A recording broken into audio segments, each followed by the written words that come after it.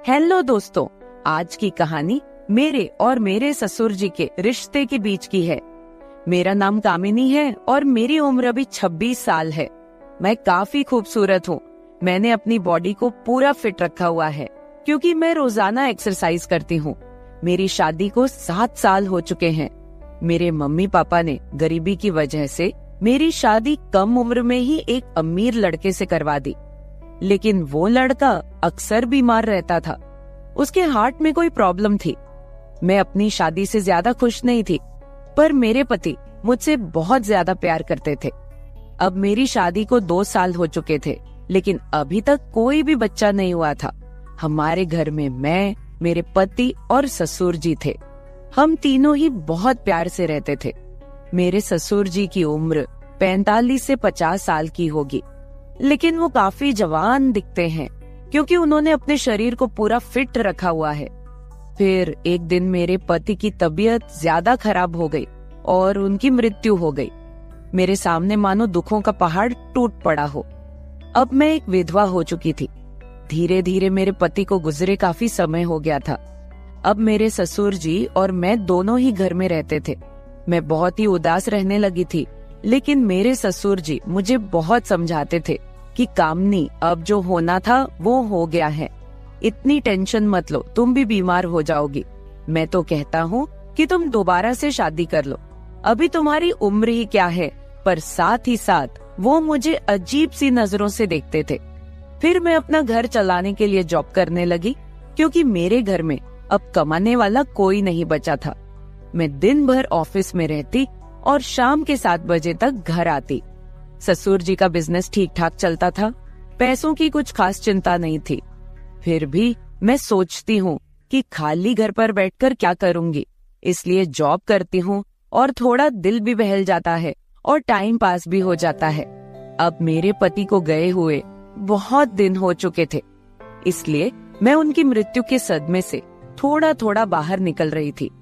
Office की सहेलियों ने मुझे बहुत समझाया कि तुम शादी कर लो। मेरी एक बहुत अच्छी सहेली है, हम दोनों साथ साथ ऑफिस जाती हैं। एक दिन ऑफिस से निकलते वक्त मेरी सहेली ने मुझे घर पर बुलाया क्योंकि मेरे ऑफिस और घर के बीच ही मेरी सहेली का घर है। तो मैं उसके घर चली गई। हमने चाय पी और फिर इधर उधर की थोड़ी बातें की। मेरी सहेली ने कहा कि क्या तुझे पता है ऑफिस में क्या चल रहा है? मैंने कहा नहीं यार, मुझे उससे क्या फर्क पड़ने वाला है, वैसे भी तो मैं ऑफिस में अपना मन बहलाने के लिए ही जाती हूँ। फिर मेरी सहेली बोली, फिर तू सुन ले, हमारे ऑफिस में सभी लोग एक दूसरे से मिलकर रहते हैं और किसी को भी कोई समस्या हो वो सभी मिलकर सुलझा लेते हैं। देखो, जो काम वाली आंटी है वह विधवा हो चुकी है, लेकिन ऑफिस के लोगों ने मिलकर उनकी शादी करवा दी है। अब वह बहुत खुशी खुशी रहती है और उनका भी एक सहारा बन गया है। मैंने उसकी बातों पर ज्यादा ध्यान नहीं दिया और वहाँ से अपने घर चली आई। मैं थोड़ा थोड़ा अपनी सहेली की बातों को समझ रही थी कि वो मुझे शादी करने के बारे में बोल रही है। फिर मैंने घर आकर ससुर जी को खाना बनाकर दिया और खुद भी खाना खाया। मैं अपने कमरे में बैठी थी, मुझे नींद नहीं आ रही थी। सुबह के लगभग 10 बज रहे थे। आज रविवार था, मुझे ऑफिस नहीं जाना था। तभी मेरे दिमाग में मेरी सहेली के मुंह से सुनी हुई बातें चलने लगी। मैं सोच सोचकर परेशान सी होने लगी। फिर मेरे दिमाग में कुछ आया और मैं अपने ससुर जी के कमरे की ओर चली गई। जब मैं अपने ससुर जी के रूम में गई तो उनके हाथ में एक किताब थी। मुझे देखकर उन्होंने किताब को तकिए के नीचे रख दिया। मैंने देख लिए था कि ससुर जी कौन सी किताब देख रहे हैं। मैंने कहा, ससुर जी आप क्या पढ़ रहे हो? वह बोले, कुछ नहीं बहू, किताब देख रहा था बस। बताओ क्या बात है? मैं बोली, कुछ नहीं। ससुर जी मुझे आपसे कुछ जरूरी बात करनी है। उन्होंने कहा, हाँ बहू कहो क्या बात करनी है। मैंने कहा, ससुर जी बात थोड़ी अजीब है, मैं सोच रही थी कि आपसे कहूँ कि नहीं। उन्होंने कहा, अरे पहले तुम बोलो तो सही, क्या बात है? ऐसा कभी हुआ है कि तुमने कभी मेरे से कुछ मांगा हो और मैंने तुम्हें ला के ना दिया हो? तुम मेरा इतना ख्याल रखती हो, जो भी बात है खुलकर बोलो। फिर मैंने हिम्मत करके ससुर जी को बोला कि अब मेरे पति की मृत्यु को 2 साल होने को आए हैं उनकी मृत्यु के बाद से मैं बड़ी मुश्किल से सदमे से बाहर आई हूँ। अभी मैं घर से बाहर जाती हूँ तो मुझे बड़ी दिक्कत होती है। आपको तो पता ही है कि विधवा औरत की तरफ लोग कैसी नजरों से देखते हैं और उसके बारे में लोग कैसी सोच रखते हैं। आपने मुझे बहुत बार बोला है कि तुम शादी कर लो। मैं चाहती हूँ कि आप मेरे लिए एक पति की खोज करो, क्योंकि अकेले मेरी जिंदगी मुझसे नहीं निकाली जा रही। मैं भी चाहती हूँ कि मेरा भी कोई जीवन साथी हो जो मेरे सुख दुख की बात करे और मुझे बहुत ज्यादा प्यार करे। आपको पता है, एक औरत की कई जरूरतें होती हैं जो सिर्फ पति ही पूरी कर सकता है। बाकी आपको पता ही है कि मेरे माँ बाप तो इतने गरीब हैं कि उन्होंने पता नहीं एक बार मेरी शादी कैसे कर्ज उठाकर की है। मैं अब उनको कोई तकलीफ नहीं देना चाहती। अब मेरे लिए तो आप ही सब कुछ हो। मैं बड़ी हिम्मत करके आपसे ये बात कह रही हूँ। मुझे विश्वास है कि आप मेरे लिए कुछ अच्छा ही करोगे। उसके बाद ससुर जी ने मुझे अपने पास बैठा लिया और मेरे साथ कुछ बातें करने लगे और मेरे सुख दुख को बांटने लगे।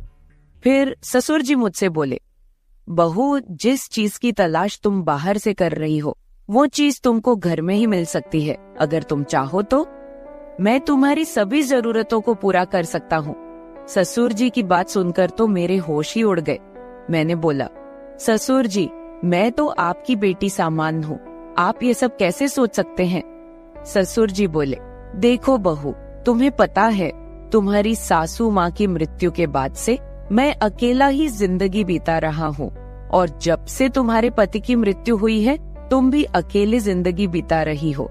अगर तुम्हारा इरादा हो तो हम दोनों का अकेलापन दूर हो जाएगा और हम दोनों एक दूसरे के सहारे जिंदगी बिता लेंगे और बाहर किसी को कुछ भी पता नहीं चलेगा।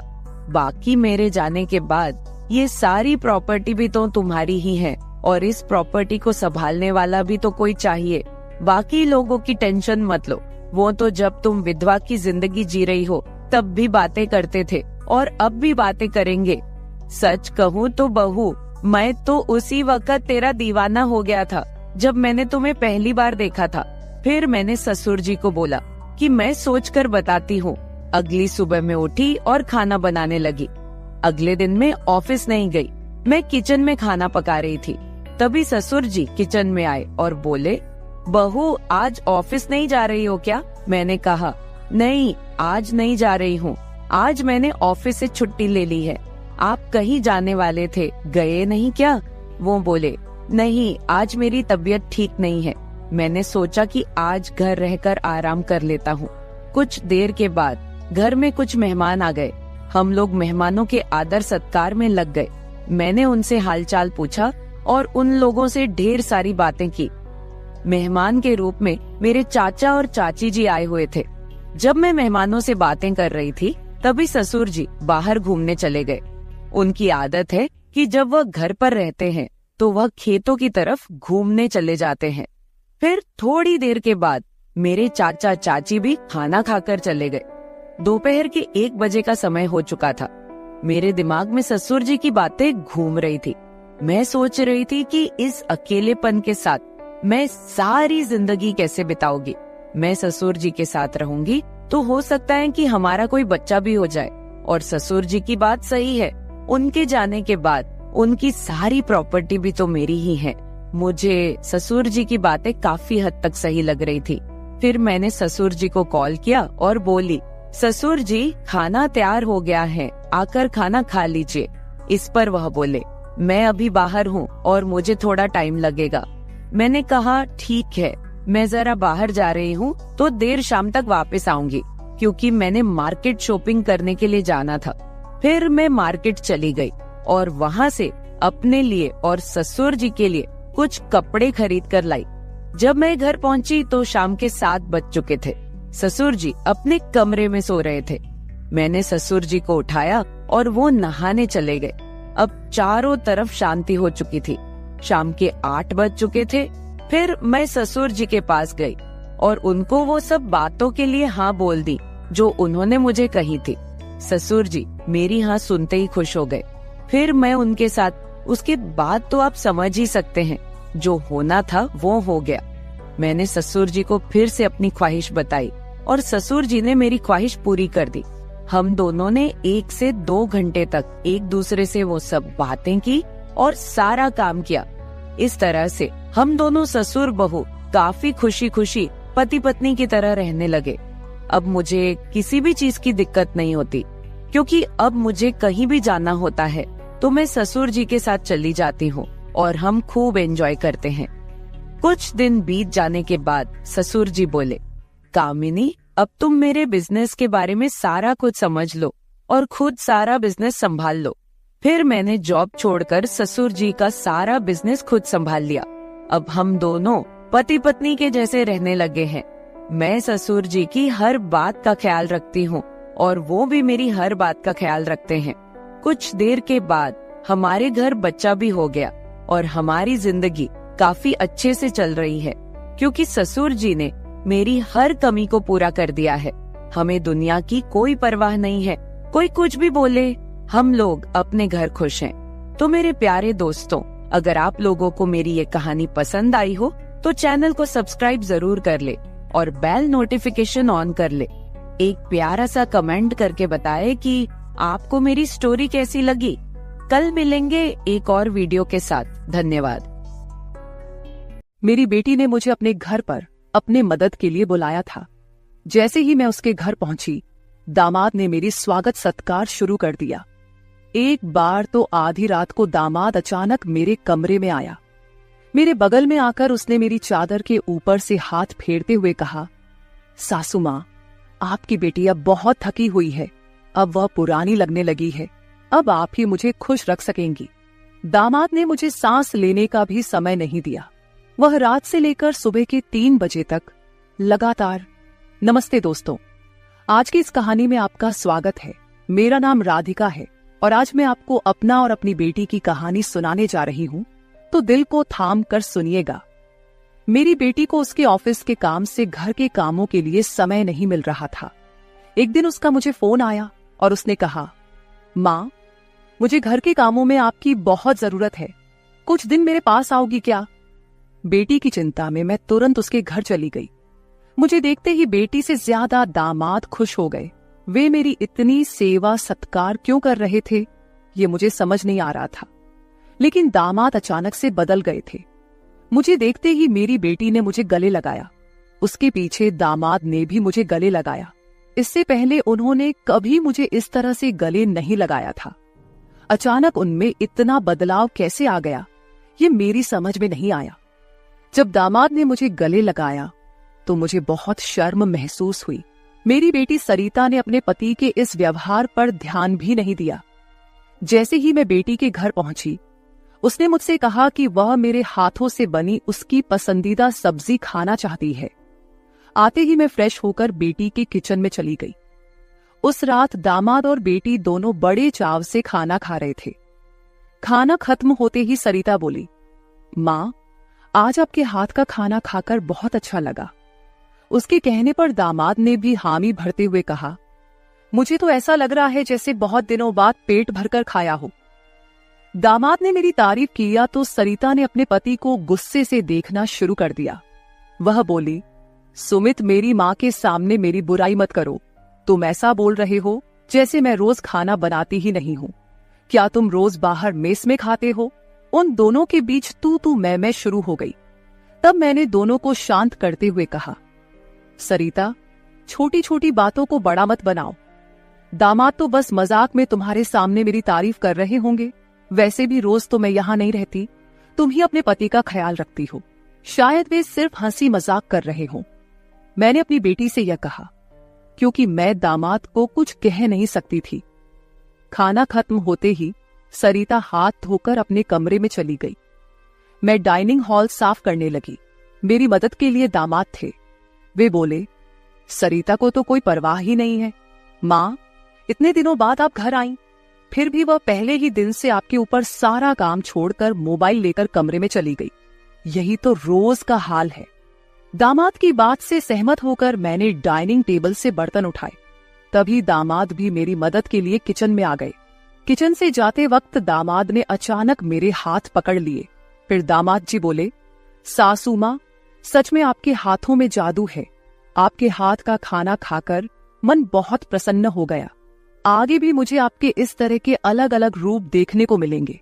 मेरा न कोई साला है और न कोई साली। मेरे ससुराल में तो आप ही एक हैं। अब चाहे साला, साली और बहनोई की हंसी मजाक हो या सासू माँ की देखभाल, ये सभी रिश्ते आपको ही निभाने हैं। अब मैं आपको यहां से जल्दी जाने नहीं दूंगा। मुझे दामाद का प्यार समझ में आया, लेकिन इसके पीछे उनका क्या मकसद था, इस पर मैंने ज्यादा गहराई से सोचा नहीं था। इसी तरह कुछ दिन और बीत गए। मुझे बेटी के घर आए कुछ ही दिन हुए थे, तभी मैंने महसूस किया कि उन दोनों पति पत्नी के बीच कुछ ठीक नहीं था। लगातार 3 दिन से मुझे रात को उनकी बड़बड़ाहट और दामाद की आवाज उनके कमरे से सुनाई दे रही थी। वह बात प्रेम की तो बिल्कुल नहीं थी। उन दोनों के बीच कुछ गड़बड़ थी, ये मुझे साफ महसूस हो रहा था, क्योंकि जब से मैं वहां आई थी मैंने उन्हें कभी साथ में हंसते खेलते नहीं देखा था। एक दिन शाम को सरिता ऑफिस से जल्दी घर आ गई। उसे घर पर देख मैं 2 कप कॉफी लेकर उसके कमरे में चली गई। मुझे उससे थोड़ी बात करनी थी। कॉफी का बहाना लेकर मैं उसके कमरे में गई। मैंने उसके हाथ में कॉफी का कप दिया, लेकिन वह मुझसे बात करने के बजाय मोबाइल में व्यस्त थी। तब मैंने उसका मोबाइल खींचते हुए बोली, सरिता, क्या मुझे यहाँ बुलाने का मकसद यही है कि मैं तुझे मोबाइल खेलते हुए देखूं? मैं आई हूं और तू मुझसे 2 मिनट भी बैठकर बात नहीं कर रही। अरे 2 शब्द मां से तो बोल, और अगर तुझे बात नहीं करनी तो मुझे तुझसे बात करनी है। जैसे ही मैंने उसका मोबाइल छीन लिया, उसका ध्यान मेरी ओर हो गया। वह बोली, बोलो मां, तुम्हें मुझसे क्या इतना जरूरी बात करनी है? तब मैंने उससे कहा, सरिता, तू खुद को इतनी कूल दिखाती है, क्या सच में तू वैसी ही है? क्या सच में तुम्हारे घर का माहौल इतना कूल है? मेरी बातों पर सरिता के चेहरे पर एक सवालिया निशान उभर आया। वह बोली, मां, तुम क्या बोल रही हो? मुझे तो कुछ समझ में नहीं आ रहा। जो बोलना है सीधे बोलो। अब तुम टीचर नहीं हो और ना मैं तुम्हारी स्टूडेंट, जो तुम मुझसे इतने सख्ती से बात कर रही हो। सरिता के कंधे पर हाथ रखकर मैंने उससे कहा, अरे पिछले 3 दिनों से रात को मुझे तुम्हारे कमरे से तुम दोनों की बड़बड़ाहट सुनाई दे रही है। क्या तुम दोनों के बीच सब कुछ ठीक है? अभी तुम्हें बच्चा भी होना है। अभी से ही तुम्हारे बीच अनबन शुरू हो गई है। अभी तो तुम्हें साथ में पूरा जीवन बिताना है। ये सही तरीका नहीं है। मेरी बातों का जवाब देते हुए सरिता बोली, मां, मुझसे कहने के बजाय समीर से कहो, क्योंकि हमेशा वही झगड़ा शुरू करता है। उस दिन भी देखा ना, कैसे वह खाने की टेबल पर मुझे कुछ भी बोल रहा था। फिर वह बोली, मां, अब तुम ही बताओ, मैं ऑफिस में भी थक जाती हूँ। ऊपर से घंटों ट्रैफिक में फंसकर घर आना पड़ता है। अब 3 दिन से तुम घर आई हो तो मुझे थोड़ी राहत मिली है, नहीं तो रोटियां बेलते वक्त भी मेरी आंख लग जाती थी। अब इतनी थकान के बाद भी मैं समीर को कैसे समय दूं? समीर तो कुछ समझने को तैयार ही नहीं है, और वैसे भी तुम्हें यहां बुलाने का आइडिया उसी का था। वह कह रहा था कि सासू मां के आने से तुम्हें भी थोड़ा आराम मिलेगा। तुम यहां आई हो तो उसकी खाने की शिकायतें भी थोड़ी कम हो गई हैं, नहीं तो हर बात में ये ऐसा और वो वैसा ही चलता रहता था। तुम्हें बुलाने से पहले वह कह रहा था कि जब मेरी सासू मां आएंगी तो मैं उनसे सारी ख्वाहिशें पूरी करवाऊंगा। अब तुम्हारे दामाद को तुमसे क्या ख्वाहिशें पूरी करवानी है, ये तुम ही देख लो। उसकी शिकायतों से तो मुझे थोड़ी राहत मिल गई है। सरिता की बातें सुनकर मुझे लगा कि सच में उसे काम से समय नहीं मिल पाता होगा, इसलिए समीर को खाने पीने की परेशानी हो रही होगी, और शायद इसलिए उन्होंने मुझे कुछ दिनों के लिए बुला लिया होगा। लेकिन दामाद को मुझसे और भी ख्वाहिशें पूरी करवानी थीं, इसका मुझे कोई अंदाजा नहीं था। सरिता की बातें सुनकर मुझे लगा कि उनके बीच सामान्य झगड़े हैं जो वे खुद सुलझा लेंगे, इसीलिए आगे मैंने सरिता को और नहीं समझाया। जैसे ही मैं उसके कमरे से बाहर निकली, मुझे दामाद की गाड़ी का आवाज सुनाई दिया। उस दिन समीर भी जल्दी घर आ गए थे। उन्हें घर में देखकर मैंने कहा, आज आप जल्दी आ गए, चलो अच्छा हुआ। आज तुम दोनों बाहर जाकर डिनर कर लो, घर में संभाल लूंगी। उन्हें थोड़ा बाहर घूमने फिरने का मौका मिलेगा, इसलिए मैंने उन्हें डिनर के लिए बाहर जाने को कहा। लेकिन दामाद ने कहा, सासू माँ, होटल जाने की जरूरत नहीं है। आज मेरे बॉस का 50वां जन्मदिन है। बॉस ने जन्मदिन के मौके पर एक 5 स्टार होटल में पार्टी रखी है और हमें खास तौर पर उस पार्टी में बुलाया गया है। समीर की बात सुनकर मैंने कहा, अरे वाह, तो फिर तुम दोनों जल्दी से अच्छे से तैयार हो जाओ और साथ में पार्टी में जाओ। तब दामाद जी बोले, सासू माँ, हम दोनों अकेले नहीं जाएंगे। बॉस ने पूरे परिवार को बुलाया है और आप भी हमारे परिवार हैं, इसलिए आप भी हमारे साथ चलो। तब सरिता भी मुझसे जिद करने लगी। उसने कहा, माँ, घर पर तुम अकेले बैठी क्या करोगी? तुम भी हमारे साथ चलो, तुम्हें भी अच्छा लगेगा। एक तो जब से तुम यहाँ आई हो, मैं तुम्हें कहीं बाहर घुमाने भी नहीं ले जा पाई। मैं छुट्टी लूंगी तो लूंगी, पर अभी तो तुम हमारे साथ बाहर चलो, कम से कम तुम्हारा भी मन थोड़ा हल्का हो जाएगा। उन दोनों का इतना जोर बढ़ गया कि मुझे भी उनके साथ जाने के लिए तैयार होना पड़ा। मैं हमेशा कहीं भी जाती थी तो अपने साथ 1-2 पार्टी वियर कपड़े रखती थी। इस बार भी मैंने पिंक रंग की नेट वाली साड़ी साथ रखी थी। मैंने वही साड़ी पहनकर अच्छे से तैयार होकर कमरे से बाहर आई। जैसे ही मैं बाहर आई, दामाद मुझे लगातार देखने लगे। वो मुझे ऊपर से नीचे तक नजर फेरने लगे। उन्होंने कहा, आज आपको सासू माँ कहने में मुझे शर्म आ रही है, क्योंकि आप किसी भी तरह से उम्रदराज नहीं लग रही हैं। आज तो आप किसी हीरोइन से कम नहीं लग रही हैं। दामाद की बातों पर मुस्कुराते हुए मैं बाहर गाड़ी के पास चली गई। कुछ देर बाद घर को लॉक करके बेटी और दामाद भी बाहर आ गए। दामाद मेरी तारीफ कर रहे थे, लेकिन सरिता का ध्यान उस पर नहीं था। लेकिन जैसे ही पार्टी में गए और दामाद के बॉस हमारे पास आए, उन्होंने मुझे देखकर समीर से कहा, समीर, तुम्हारी साली तो बहुत ही सुंदर है। इस पर समीर कुछ बोलते उससे पहले ही सरिता बोली, बॉस, ये समीर की साली नहीं है, ये तो माँ है, ये समीर की सास है। हमारे रिश्ते को सुनकर बॉस चौंक गए। उन्होंने कहा, आपकी खूबसूरती और जवानी को देखकर ऐसा बिल्कुल नहीं लगा कि आप सासू माँ हो सकती हैं। बॉस ने अपनी गलती स्वीकारते हुए मुझसे माफी मांगी और वहां से चले गए। बॉस के जाते ही दामाद मेरी तारीफ करने लगे। उन्होंने कहा, सच में सासू माँ, आज तो आप सरिता से भी ज्यादा खूबसूरत लग रही हैं।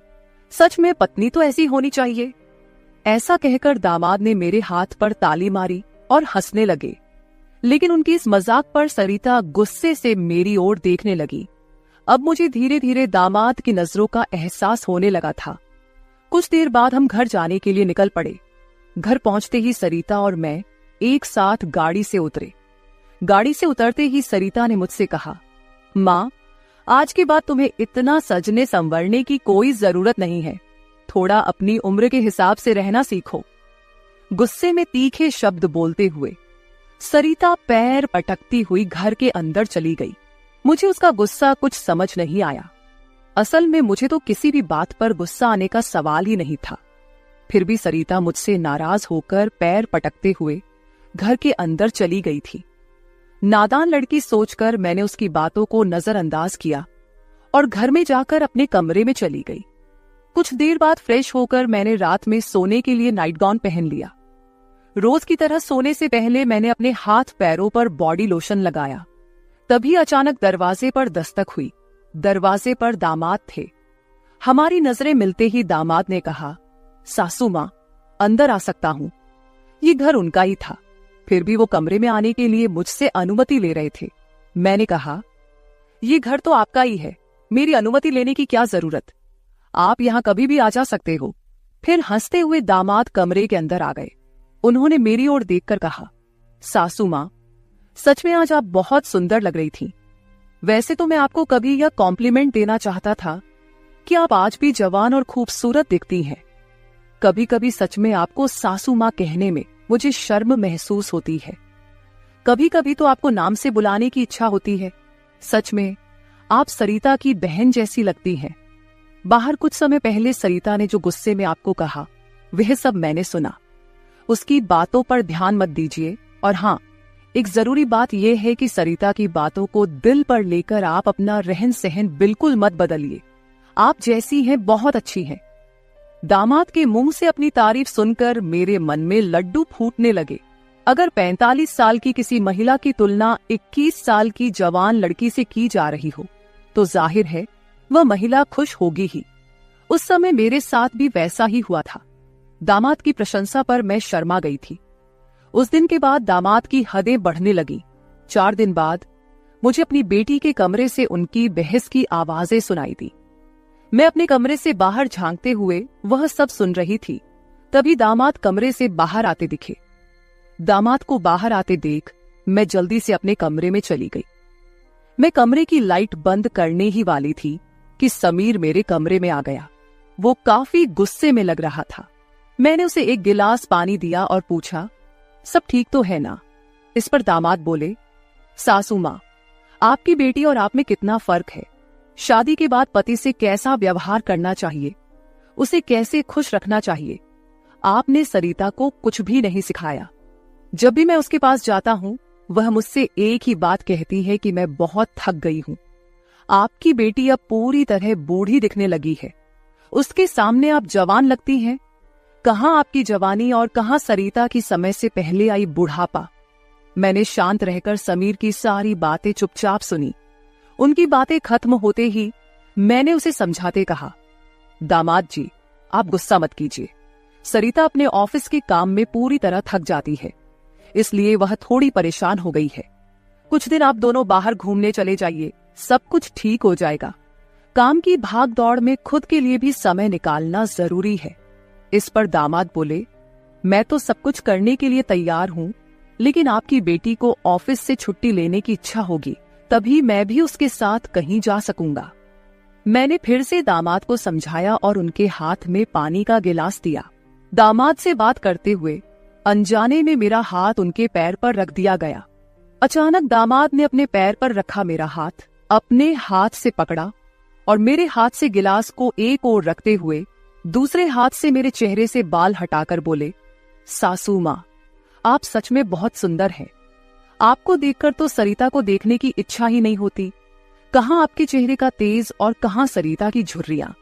दामाद मेरे सामने मेरी बेटी की बुराई कर रहे थे। मैंने उन्हें कहा, आप मेरी सुंदरता की तारीफ कर रहे हैं, इसके लिए धन्यवाद, लेकिन जिस लड़की के बारे में आप बुरा भला कह रहे हैं वह मेरी बेटी है, ये मत भूलिए। दामाद बोले, सासू माँ, मैं कुछ गलत नहीं कह रहा हूँ, जो सच है वही कह रहा हूँ। अब सरिता बूढ़ी दिखने लगी है तो क्या करूं? आपके सामने वह सच में फीकी पड़ती है। आपकी सुंदरता बेहद मनमोहक है। बोलते बोलते दामाद की नजर मुझ पर टिकने लगी थी।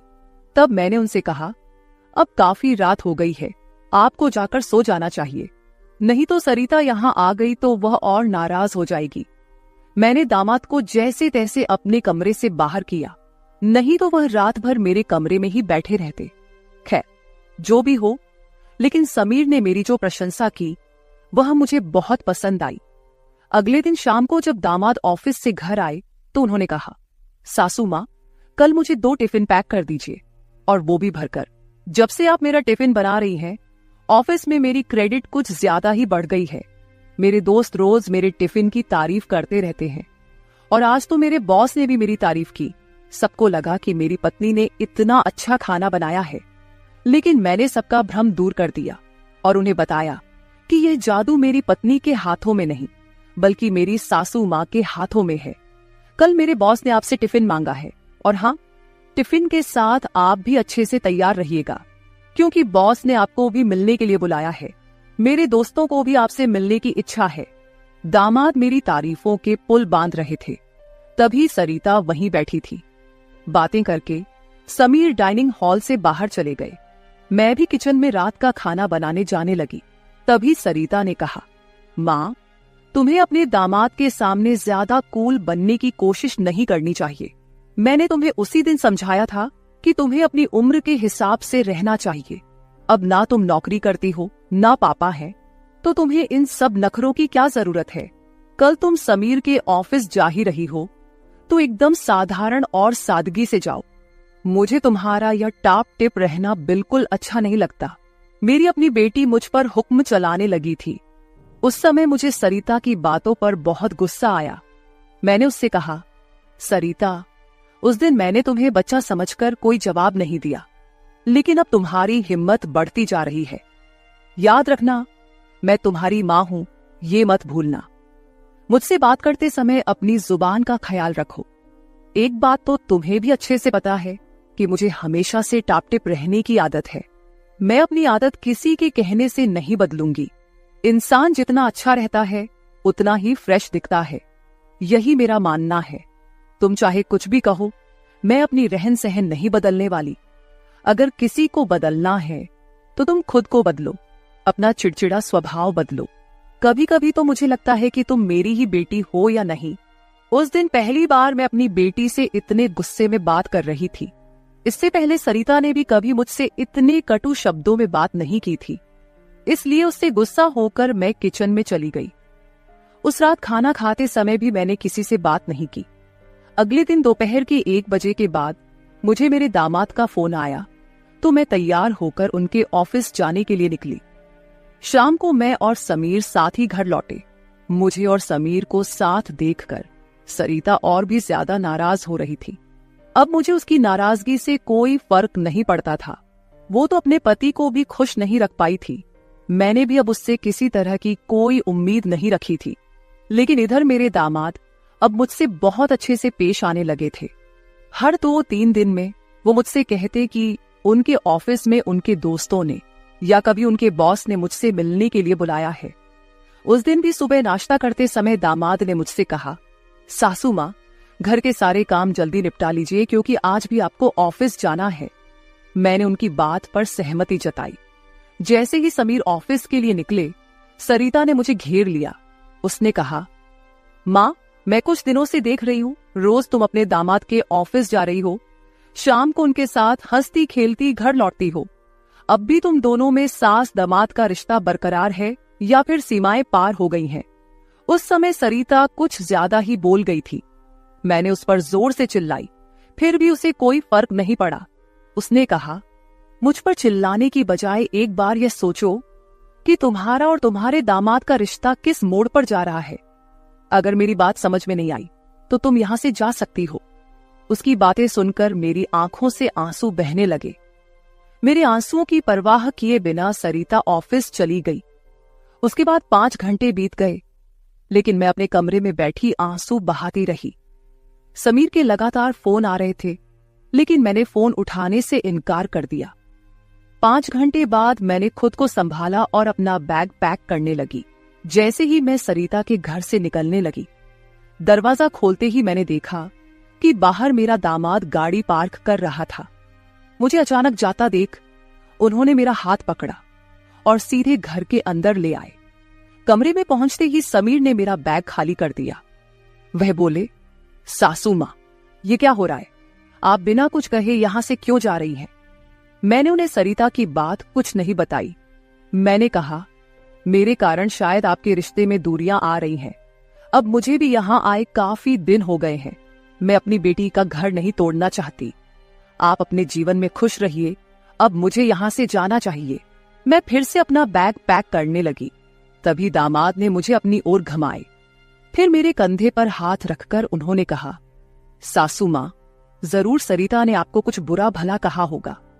मैंने आपको पहले ही समझाया था कि उसकी बातों पर ध्यान न दे।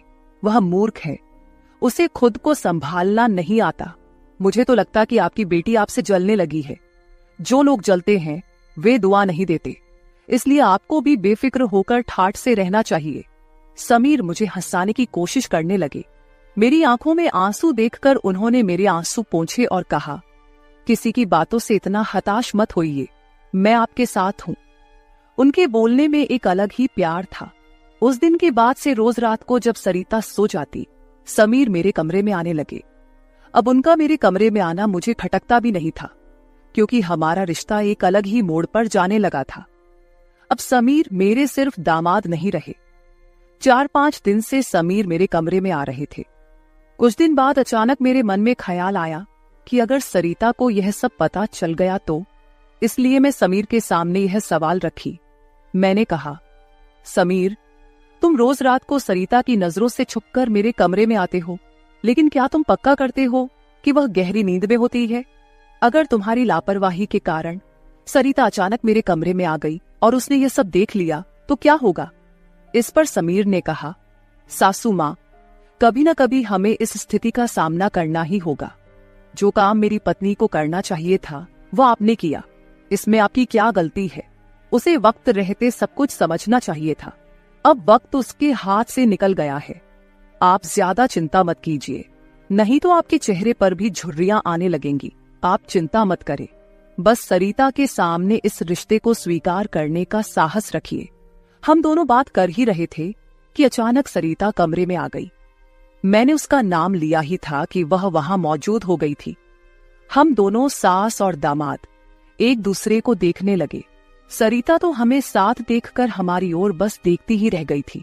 उसने कहा, मुझे तुम दोनों पर पहले ही शक हो गया था। समीर, तुम्हें क्या लगा कि तुम रोज रात को मुझे चकमा देकर जाते हो और मुझे इसका बिल्कुल पता नहीं चलता? मैं तो बस मौके का इंतजार कर रही थी, क्योंकि मुझे तुम दोनों को रंगे हाथ पकड़ना था। अब तो मैंने तुम्हारी सारी बातें रिकॉर्ड कर ली हैं और तुम्हें इस हालत में भी देख लिया है। सरिता बोल ही रही थी कि तभी समीर का फोन बजा। उसने मेरा हाथ छोड़ दिया और कमरे से बाहर चला गया। थोड़ी देर पहले जब वह मुझे समझा रहा था तो उसने मेरा हाथ पकड़ रखा था। कुछ ही मिनटों बाद वह एक शख्स को लेकर कमरे में वापस आया। वह तीसरा शख्स और कोई नहीं बल्कि समीर का बॉस था। उसे आधी रात को घर में देखकर सरिता चौंक गई। उसने बॉस की ओर देखकर कहा, आप इस समय यहां कैसे? बॉस आश्चर्यचकित होकर सरिता को देख रहे थे। तब सरिता बोली, आप यहां क्यों आए हैं ये तो मुझे नहीं पता, पर मुझे अब एक गवाह मिल गया है। वह बॉस के सामने मेरे और मेरे दामाद के रिश्ते के बारे में बकवास करने लगी। तभी समीर के बॉस यानी रघुवीर जी सरिता की ओर देखकर बोले, सरिता, तुम यह क्या बकवास कर रही हो? तुम्हें पता है तुम अपनी माँ और अपने पति के बारे में क्या कह रही हो? अब तो सरिता और भी ज्यादा बकवास करने लगी। तभी समीर उस पर चिल्लाया। उसने कहा, मैं अभी तक सब सुन रहा था। मुझे पता था कि तुम समझदार नहीं हो, इसलिए मैंने तुम्हें कुछ नहीं बताया, लेकिन अब तुम बॉस के सामने कुछ भी बकवास करने लगी हो। शायद अब तुम्हें सच बताने का समय आ गया है। मैं समीर को शांत रहने के लिए कह रही थी, लेकिन उसने मेरी एक न सुनी। वह बोला, माँ, अब और कितने दिन आप यह सब बातें छुपा कर रखेंगी? इस तरह मन मारकर जीवन को सुखमय नहीं बनाया जा सकता। जीना है तो खुले दिल से जियो। आपको किसी से डरने की जरूरत नहीं है, क्योंकि आपने कोई अपराध नहीं किया। समीर ने सरिता से कहा, सरिता, पिछले कुछ दिनों से मैं इस कमरे में आ रहा हूं, ये सच है, लेकिन मैं इस कमरे में क्यों आ रहा था इसका कारण वो नहीं है जो तुम सोच रही हो। इसका असली कारण कुछ और ही है। मैं यहां इसलिए आता था ताकि अपने बॉस को तुम्हारी माँ के कमरे में सुरक्षित छोड़ सकूं। मैं तुम्हारी माँ के साथ नहीं बल्कि मेरे बॉस होते थे। जिस दिन हम बॉस के जन्मदिन की पार्टी में गए थे, उस रात जब हम पार्टी से घर लौटे थे तो मैंने तुम्हारी माँ को उनके कमरे में रोते हुए देखा था। उसी रात बॉस ने मुझसे तुम्हारी माँ का फोन नंबर भी लिया था। उस रात बॉस बार बार तुम्हारी माँ को फोन कर रहे थे। उस रात जब मैं अचानक तुम्हारी माँ के कमरे में गया तो मैंने उनके फोन में बॉस के कई मिस्ड कॉल देखे। अगले दिन मैंने बॉस से इस बारे में पूछा, तभी मुझे सच्चाई पता चली। एक समय था जब तुम्हारी माँ और बॉस एक ही कॉलेज में पढ़ते थे। इतना ही नहीं, उन दोनों के बीच प्यार भी था, लेकिन घर वालों के दबाव के कारण वे अपना जीवन एक साथ नहीं बिता सके। पर किस्मत ने 30 साल बाद उन्हें एक बार फिर से आमने सामने खड़ा कर दिया। तुम्हारी माँ कुछ बोलने के लिए तैयार नहीं थी, लेकिन बॉस की वजह से मुझे उन दोनों के रिश्ते के बारे में पता चला। तब से मैंने जानबूझकर कभी दोस्तों का बहाना बनाया तो कभी बॉस का, ताकि तुम्हारी माँ और बॉस को एक दूसरे से मिलवा सकूं। धीरे धीरे मैंने तुम्हारी माँ के चेहरे पर खुशी देखनी शुरू की। वह भी अपना पुराना रिश्ता जीने लगी, लेकिन तुमने इसे गलत समझा और माँ पर गलत आरोप लगाए। तुम्हारे आरोपों के बाद तुम्हारी माँ ने घर से बाहर निकलना बंद कर दिया। तब से मैंने इस प्रेमी जोड़े की मुलाकात अपने घर में ही करानी शुरू कर दी। तुम्हारी माँ जानती थी कि तुम इस उम्र में उनके और बॉस के रिश्ते को स्वीकार नहीं करोगी, इसलिए उन्होंने कभी तुमसे खुलकर बात नहीं की। लेकिन अब मुझे लगता है कि उन्हें अपनी जिंदगी का फैसला खुद करने देना चाहिए। सरिता बोली, समीर, तुम मेरी माँ को उनके प्रेम से मिलने के लिए इतना प्रयास कर रहे थे, तुम दामाद होकर भी कोई आपत्ति नहीं कर रहे थे और मेरी माँ को एक बार फिर से जीने का मौका दे रहे थे। मैं आगे बढ़ी और सरिता से आंसू भरी आंखों के साथ बोली, मुझे माफ कर दे बेटी, मुझे इस उम्र में यह सब नहीं करना चाहिए था, मुझे रघुवीर से फिर से नहीं मिलना चाहिए था। लेकिन तू चिंता मत कर, सुबह होते ही मैं यहां से चली जाऊंगी। मैं रघुवीर से कभी नहीं मिलूंगी। इस उम्र में मुझे यह बातें तुम्हारे मुंह से सुनने से पहले ही मैं यहां से चली जाती हूं। मेरी आंखों में आंसू देखकर सरिता बोली, मां, मुझे माफ कर दो, मैंने तुम्हें समझा ही नहीं, ना मैंने कभी तुम्हारे अकेलेपन को महसूस किया। अब वो समय तो बीत गया, पर अगर तुम मेरे लिए जी सकती हो तो फिर मैं तुम्हारी खुशी में क्यों नहीं शामिल हो सकती। तुम्हारे समय में दादा ने तुम्हारी शादी नहीं होने दी होगी, लेकिन अब मैं उनके नक्शे कदम पर नहीं चलूंगी। मैं तुम्हें और बॉस को आपके आगे के जीवन के लिए ढेर सारी शुभकामनाएं देती हूं। बॉस मुझे मेरे पिता के रूप में स्वीकार है। बेटी की सहमति सुनकर मेरी आंखों में आंसू भर आए। रघुवीर भी मेरी तरह ही अपने जीवन में अकेले थे।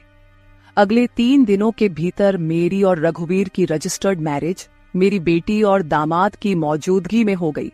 शायद ये पहली बार हुआ होगा कि एक बेटी ने अपनी मां की विदाई की थी। मेरी विदाई के समय मैंने सरिता को एक सीख दी। मैंने उससे कहा, सरिता, पैसा सब कुछ नहीं होता, इसीलिए हमेशा पैसे के पीछे भागना छोड़कर कभी अपने परिवार पर भी ध्यान देना चाहिए।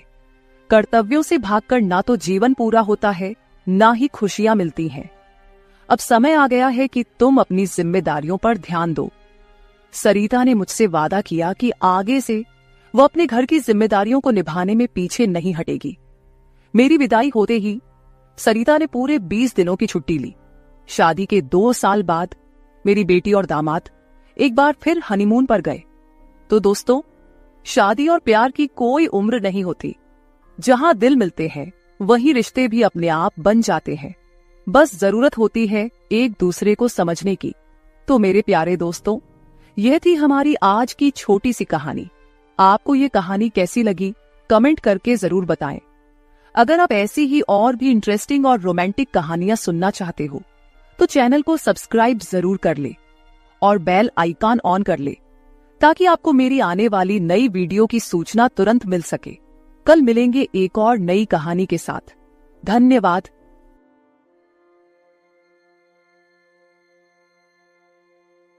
रात के करीब 12 बजे का वक्त था। गर्मियों की रातें थीं और मैं अपने कमरे में सो रही थी। अचानक मेरे कमरे के दरवाजे पर दस्तक हुई। पहले तो मैं थोड़ा डर गई, लेकिन फिर सोचा शायद मेरा भाई ही होगा, क्योंकि घर में मेरे और भाई के अलावा कोई और नहीं था। मैंने उठकर दरवाजे की ओर कदम बढ़ाए। दरवाजा खोलते ही मैंने बाहर झांका, लेकिन वहां कोई नहीं था। मैंने सोचा शायद ये मेरा वहम होगा। मैं वापस बिस्तर पर लेटने लगी। अचानक दरवाजे पर फिर से पहले से भी ज्यादा जोर की दस्तक हुई। मैंने कांपती हुई आवाज में पूछा, कौन है? लेकिन कोई जवाब नहीं आया। डरते हुए मैंने दोबारा दरवाजा खोला और वहां मेरा भाई खड़ा था। उसने मुझसे कहा, क्या हुआ दीदी, इतनी घबराई हुई क्यों लग रही हो? वो मुझे आज कुछ अजीब सी नजरों से देख रहा था। मैंने सोचा शायद मैं ही ज्यादा सोच रही हूँ, लेकिन मुझे क्या पता था कि उस रात कुछ ऐसा होने वाला था जिसने मेरी पूरी जिंदगी को बर्बाद कर दिया, जिसे मैं चाहकर भी कभी भूल नहीं पाई। अब मैं आपको अपनी जिंदगी का वो सच बताने जा रही हूँ जिसे मैंने आज तक सबसे छुपा कर रखा था। यह सच ऐसा है जो मेरी हर रात की नींद और हर दिन का सुकून छीन ले गया। इसे सुनने के बाद शायद आपकी रूह कांप उठेगी। दोस्तों, कहानी सुनने से पहले दिल थाम कर बैठिएगा, क्योंकि कहानी बहुत ही खतरनाक होने वाली है। अगर चैनल पर पहली बार आए हैं तो चैनल को सब्सक्राइब जरूर कर लीजिएगा। तो चलिए कहानी शुरू करते हैं। मेरी उम्र 20 साल हो चुकी थी और मैंने नया नया जवानी की दहलीज पर कदम रखा था। मैं कॉलेज में 2nd ईयर की पढ़ाई कर रही थी। उन दिनों गर्मी का मौसम था और हमें कॉलेज से छुट्टियां मिल गई थीं। रोज की तरह आज भी पूरे घर की सफाई करने के बाद मैं अपने बिस्तर पर आराम कर रही थी। थकान से चूर होकर ऐसा लग रहा था जैसे पूरा बदन अकड़ गया हो। मैं अपने बिस्तर पर लेटकर सुकून पाने की कोशिश कर रही थी और हाथों से अपने सिर की मसाज कर रही थी। अचानक मेरा भाई राहुल मेरे कमरे में आया और दरवाजा बंद करके कहने लगा, क्या हुआ दीदी, तबीयत तो ठीक है? मैंने कहा, क्या भाई, मम्मी सारा काम मेरे सर पर डालकर चली जाती हैं। कॉलेज की छुट्टियां क्या हुई, सारे घर की जिम्मेदारी मुझ पर आ गई है। ऊपर से काम वाली बाई भी छुट्टी पर है। मुझसे नहीं होते ये घर के काम। मेरी बात सुनकर वह मेरे पास आकर बैठ गया और कहने लगा, मेरी प्यारी बहन, कोई बात नहीं, मैं अभी तुम्हारे लिए दूध लेकर आता हूँ, उसे पियोगी तो सुकून मिल जाएगा। राहुल की बात सुनकर मैं मुस्कुरा दी और कहा, बस तुम खाना बाहर से ले आना, मैं थोड़ी देर सोऊंगी तो मेरी तबीयत कुछ बेहतर हो जाएगी। राहुल कमरे से निकल गया। कुछ देर बाद ठंडे दूध के गिलास के साथ वह वापस आया। मुझे उस पर बहुत प्यार आया। दुनिया में बहुत कम ही ऐसे भाई होते हैं जो अपनी बहनों का इतना ख्याल रखते हैं। मैं उसे ढेर सारा आशीर्वाद देने लगी और उसका लाया हुआ दूध पीने लगी। दूध पीने के बाद मैं अपने बिस्तर पर लेट गई। राहुल कहने लगा, चलो दीदी, मैं तुम्हारा सिर दबा देता हूँ, तुम सो जाओ। वह मेरे पास बैठ गया और अपने हाथों से मेरा सिर दबाने लगा। उसके हाथों से मुझे सुकून मिलने लगा और मेरे सर का दर्द भी कम हो गया था। मैं आंखें मूंद कर लेट गई और कुछ ही देर में मैं गहरी नींद सो गई। मुझे कोई भी होश नहीं था कि मैं कितने घंटे तक सोती रही। जब मेरी आंख खुली तो मैंने घड़ी पर टाइम देखा। रात के 9 बज चुके थे। शायद थकावट की वजह से मुझे वक्त का एहसास ही न हुआ। मम्मी और पापा भी ऑफिस से वापस आ चुके थे। मुझे कुछ भी समझ नहीं आ रहा था और मेरा पूरा शरीर दर्द कर रहा था। मैं बिस्तर से उठकर बाथरूम जाने लगी। तभी मुझे चक्कर आ गए। मुझे ऐसा लग रहा था जैसे सब कुछ घूम रहा हो और अगर दीवार का सहारा नहीं लिया होता तो शायद गिर जाती। खुद को संभालते हुए मैं फ्रेश होकर बाहर आई। देखा कि सभी खाने के टेबल पर बैठे हुए थे और मेरे आने का इंतजार कर रहे थे। मैं जाकर आराम के साथ कुर्सी पर बैठ गई। मेरी हालत काफी खराब हो चुकी थी और थकावट से मेरा पूरा बदन दर्द कर रहा था। राहुल ने देखा कि मैं थकी हुई हूँ तो तुरंत मम्मी से कहने लगा, मम्मी देखिए, अंजलि दीदी पर काम का बोझ थोड़ा कम डाला करे। अरे, अगर काम वाली नहीं आ रही तो उसकी जगह किसी और को रख ले। यह बेचारी सारा दिन काम करके थक जाती है।